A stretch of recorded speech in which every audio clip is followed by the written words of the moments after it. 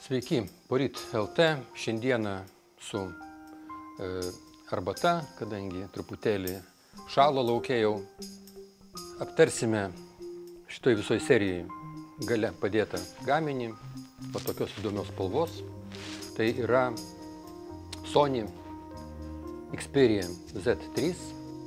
Šitas telefonas 5,2 colių įstrižainės pratęsė Z serijos liniją.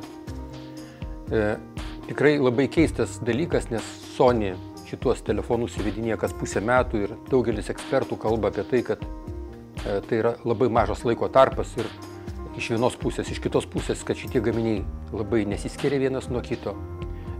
Gamintojų atstovai vardina privalumus ir įvairias savybės, kurios išskiria šitą gaminį tarp serijos pradžios gaminių Z ir Z2.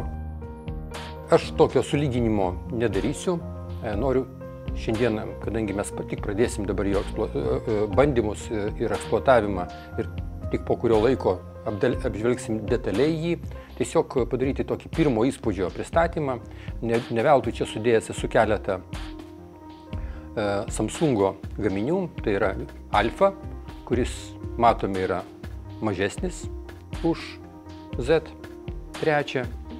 Tai yra S5, kuris savo gabaritais yra labai artimas, irgi yra mažesnis, nors ekranas yra panašaus dydžio.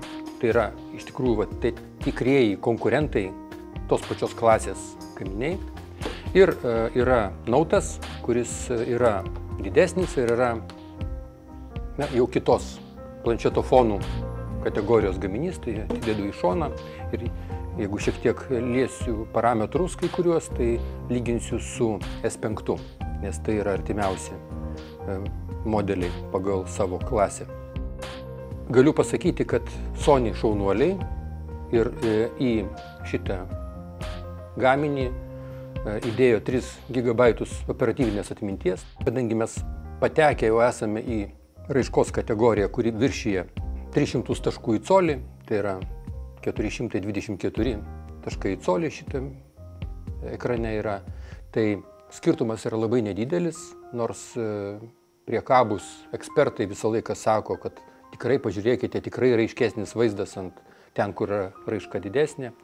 Čia mes turime skystų kristalų ekraną, o Samsungas visuose savo gaminiuose naudoja AMOLEDinį ekraną, bet štai šitokia technologija yra gaminami visi kiti ne Samsungo gaminiai, pradedant nuo iPhone'ų, baigiant LG, HTC, Huawei ir visais kitais.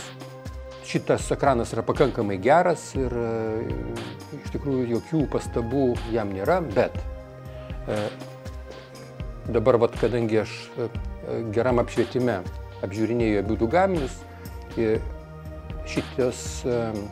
šitie paviršiai ekranų, Gorilla Glass'as, čia yra grūdintas stiklas iš abiejų pusių. Tai ekrano pusė yra padengta oleofobinė danga, kuri yra skirta tam, kad paviršiaus liktų mažiau piršto atspaudų apčiupinėjus daiktą. Tai mes matome, kad ant Sony kaip ir daugiau atspaudų, jie labiau kontrastingesni. Ypatingai, kol tas neįjungta, tas krenta į akis. Noriu truputėlį pasakyti porą žodžių apie dizainą. Tai čia yra metalas, metaliniai borteliai, bet kampai padaryti plastikiniai. Ir dėl to tai yra greičiausiai, aš šitokio testo nedariau ir tikriausiai nedarysiu, nes nesu per daug myliu techniką tam, kad jie mėtyti ant grindų, bet yra teigiama, kad jisai šiek tiek geriau priima smūgį, jeigu jisai krenta kampu. Šitie abudu telefonai, kuriuos aš laikau rankoje ir noriu ypatingai atkreipti dėmesį, kadangi Sony yra pradininkas šito dalyko, tai yra apsaugos nuo vandens. IP68-6 reiškia apsauga nuo dulkių, 8 yra apsauga ir pakankamai gera nuo vandens. 1,5 metro gylyje, 30 minučių gali gulėti šitas gaminys ir jisai nenukentės. Lygiai panašią apsaugą turi ir Samsungo tokia jungtelė, kurios dedasi į dockstotį šitas Sony puikus telefonas ir jisai kraunasi neliečiant jokių dangtelių ir neatidarinėjant. Tiek Samsungas, tiek Sony turi galimybės papildomai dasipirkus komplektacijoje krauti juos indukciniu būdu, tai yra dedant ant specialios aikštelės pakrovimo, bet aš tokio dalyko nebandžiau ir tikriausiai artimiausiu metu nežadu bandyti dėl paprasčiausios priežasties, dėl to, kad tai yra didelio galingumo transformatorius atviras ir jisai turi didelę spinduliuotę, tai aš manau, kad ne problema jį prijungti ir pakrovinėti tiesioginio kontakto būdu, o ne per indukciją. Na, fotoaparatas čia yra padarytas su gana didelė matrica, 1/2/3 colio. Tai yra geras parametras, jis yra 20,1 megapikselio skiriamosios gebos. Pagal skiriamąją gebą matricos Samsungas nusileidžia, bet yra didelis paradoksas. Flagmanuose tas pats Samsungas, kaip ir kai kurie foto gamintojai, kaip Nikonas, kurį aš naudoju ir panašiai, jie naudoja Sony jutiklius. Bet pats Sony kažkodėl, kai nuskaito signalą iš savo pačių gamybos jutiklių, pasiekė netokį gerą rezultatą ir fototestuose Sony prieš Samsungą pralošė. Tai noriu tuo tarpu atsisveikinti, poryt LT susitiks su jumis vėliau ir aptars šitą patį aparatą su detalėmis. Tada jungsime, žiūrėsime apsus, papildomą programinę įrangą, kurią siūlo Sony greta pliko Androido.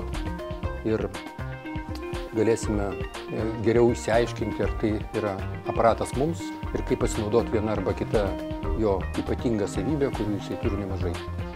Iki pasimatymo.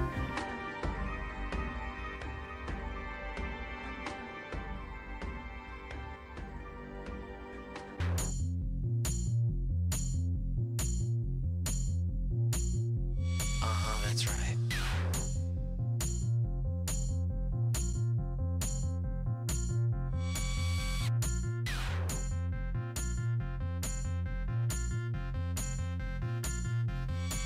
That's right.